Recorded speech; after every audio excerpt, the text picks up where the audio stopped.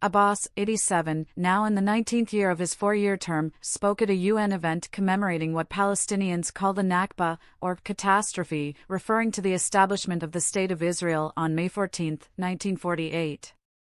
The UN partitioned the British Mandate of Palestine in 1947 into an area for a Jewish state and an Arab state, reflecting the demographics in different parts of the land.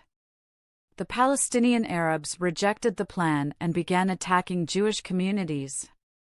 When Israel declared independence on May 14, 1948, the Palestinians and several surrounding Arab states attacked it, hoping to eliminate the Jewish state rather than creating their own.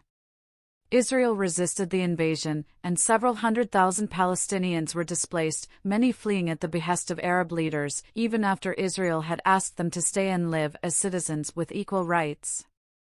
In 1993, Israel and the Palestine Liberation Organization (PLO) signed the Oslo Peace Accords, establishing the Autonomous Palestinian Authority in Gaza and parts of Judea and Samaria, also known as the West Bank. Abbas, who despite a history of Holocaust denial is often described in the West as a moderate, was elected in 2005 to replace the late terrorist Yasser Arafat. His remarks to the UN were reported by the Times of Israel. Palestinian Authority President Mahmoud Abbas likens Israel to Nazi Germany by saying the country lies like the Third Reich's chief propagandist Joseph Goebbels. Israeli and Zionist claims continue by saying that Israel made the desert bloom. As if Palestine was a desert and they made the desert bloom, Abbas tells a UN event commemorating the Palestinian Nakba, or catastrophe, which accompanies Israel's founding in 1948. These are lies, he continues. They continue to lie, like Goebbels, and they continue to lie until people believe their lies, and they continue therefore their false claims by saying that Israel made the desert bloom. Palestine was never a desert. Comparing Israel to Nazis is considered a form of anti-Semitism. Israel was established shortly after the murder of 6 million Jews in the Holocaust.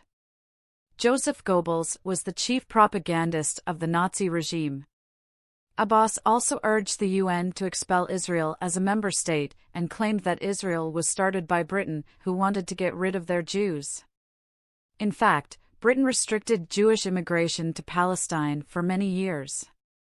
President Donald Trump cut off funding to the Palestinian Authority due to its support for terrorists and their families.